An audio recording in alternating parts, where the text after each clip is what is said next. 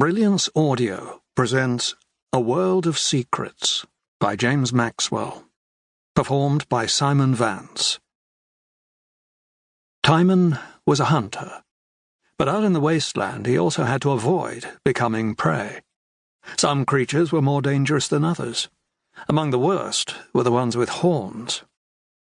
With his bow clutched in his right hand, he lay on his stomach and slid his body forward inch by inch. His eyes were on a row of prickle-thorn bushes that screened the menacing creature on the thicket's other side. The sand lizard behind the bushes was a monster, at least 7 feet long, and if it chose to charge, Taimin would never outrun it. Even as Taimin crept toward the edge of the wiry scrub, the sand lizard swept its head from side to side, using its trio of sharp horns to tear bright berries from the thorn-covered branches. Strong jaws crunched at the hard fruit, stones and all. The same jaws could bite through the thickest part of a man's leg. Taimin carefully nocked an arrow to his bowstring. This would be his last chance to hunt before entering unknown lands. As dangerous as it was, the sand lizard would provide meat for 5 hungry travellers. Taimin was alone, but this was a region he knew well. He had grown up above the cliffs bordering the plain, and as a boy he often gazed upon the rugged landscape he now found himself hunting in. 2 suns beat down on Taimin's back as he watched the grey-skinned lizard lumber closer and closer to his position. A warm breeze blew, dry and smelling of dust.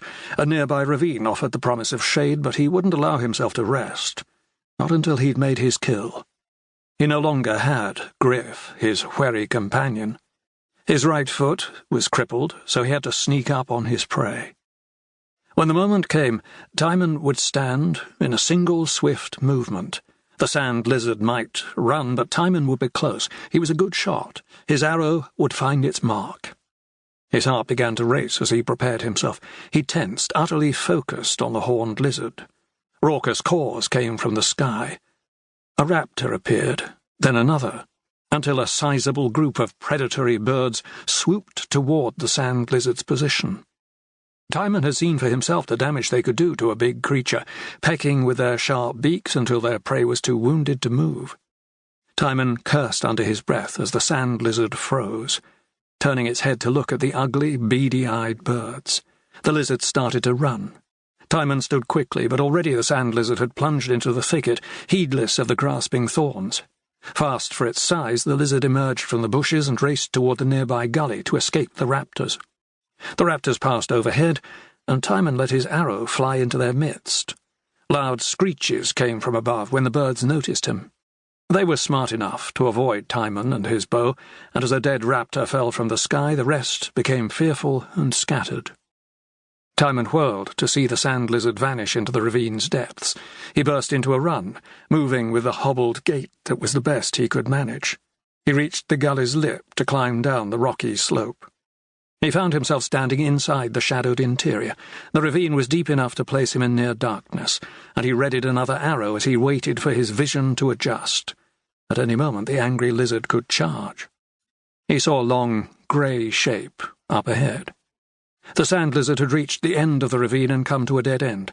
Cornered, it turned back to face Taimin and parted its jaws to reveal curved, yellow teeth. The creature gave a hoarse, threatening hiss. Seeing how close the lizard was, Taimin's pulse quickened as he watched carefully. He knew he would only get 1 shot. With a fluid movement, he drew his bowstring to his cheek and sighted along the arrow. He held his breath. The sand lizard lowered its horns and charged. Taimin's bowstring thrummed. His arrow slammed into the lizard's tapered skull. The creature gave a convulsion, then sprawled out onto the dirt. Taimin remained tense. With wary footsteps he approached the lizard. Glazed eyes told him it was dead. Then he came to a sudden halt. Something new had seized his attention. Bones. Human bones, without a doubt. After Taimin's initial shock, he crouched just a few paces from the dead lizard. Filled with a mixture of horror and pity, he saw a skull, dry and whitewashed by the elements, with teeth bared in a grimace and gaping holes for eyes. Part of a rib cage lay nearby, along with thick leg and arm bones. He wondered who the human had been in life. It was an adult, but could have been male or female. This person had died in the gully alone, probably long before Taimin's family came to build their homestead past the top of the cliffs, near the firewall's edge. For a long time, Taimin stared at this reminder of the fate that might await him. Survival wasn't easy in the wasteland. His back itched, making his head jerk round, but he was still alone in the ravine. He turned his attention to the lizard. It was so big he would have to throw it over his shoulder. He would be carrying fresh meat, and the walk back to the cave where he had left the others wasn't a short one. There were even bigger beasts around that might want what he had. Selena stood on the edge of the plain, near the bottom of the cliffs. Her eyes were tight with worry. The rays of the golden sun decks merged with the crimson glow of Lux to wash the landscape in bright light. Her gaze roved over a region of snaking gullies and rocky knolls, where raptors fluttered on gnarled trees, lizards peeked from shadows, and cactuses stood with arms upright as if paying homage to the cloudless sky. Cracks and crevices in the dry ground provided places for creatures to hide from both predators and the savage heat. The shades of red were countless, ranging from the rusted colour of the dirt to the amber hue of rock formations. Taimin had said they had just this one day to prepare for the onward journey. They would take the opportunity to repair weapons, replenish water, and gather meat while there was good hunting on the plain. Tomorrow morning they would be leaving this area behind, to travel where none of them had ventured before. She wished he hadn't insisted on hunting alone. He had said he would be back while the golden sun was still high in the sky, but soon it would be sinking into the plain. She watched and gnawed at her lip. Beneath her worry was frustration. Once she would have been able to use her talent to search the plain from high above, travelling from place to place with ease. Her body would stay where it was, but her consciousness would roam. This ability was called farcasting, and as a mystic it was what she had been born to do. But Selena's power was gone. Every time her eyes became unfocused, and she searched for her symbol and the radiance inside her mind, there was nothing there. She had tried again and again, desperate to grasp her inner fire and free herself from her physical form, but all she found was emptiness. She knew the loss of her power came from the time when she was back in Zorn and stood face to face with an enemy, a snarling, pinch-faced man who prepared to plunge a dagger into her chest. To defeat Aaron, the mystic who had tormented her, she had been forced to find his weakness. Like her, Aaron had been born with a power he couldn't understand. His mother had despised him and called him cursed. Selena had used her talent to learn about her enemy and his difficult childhood, and then she had deployed this knowledge against him. She had taken him back to his past, and used the memory of his mother to cow him into submission. His fatal wounds had done the rest. Selena's actions had saved her life, but she had recoiled at what she had done. And since that time, she hadn't been able to farcast. Without the ability that was as much a part of her as breathing, Selena felt crippled, just as Taimin surely felt about his foot. She could only search for Taimin with her normal vision. She stared at every rock and cactus on the plain as dread squeezed at her chest. Where was he? She turned to glance back at the cave. The tall, jagged entrance was shadowed, but she knew that Ruth, Vance, and Lars were inside. She decided that when the golden sun touched the horizon, she would ask them to help her look for him. Taimin might be out there somewhere, in trouble, too far away to call for help. He shouldn't have gone out alone. The yellow sun became orange as it fell, little by little. Selena glanced at the cave again. It was time. He should have been back long ago. Her eyes caught movement on the plain. She held her breath. A figure moved across the sun, heading at an angle toward her. Gradually a man's shape became clearer, walking with a slight limp. The tension went out of her body. Taimin was burdened with something, a big weight on his shoulders. His limp was no worse than normal.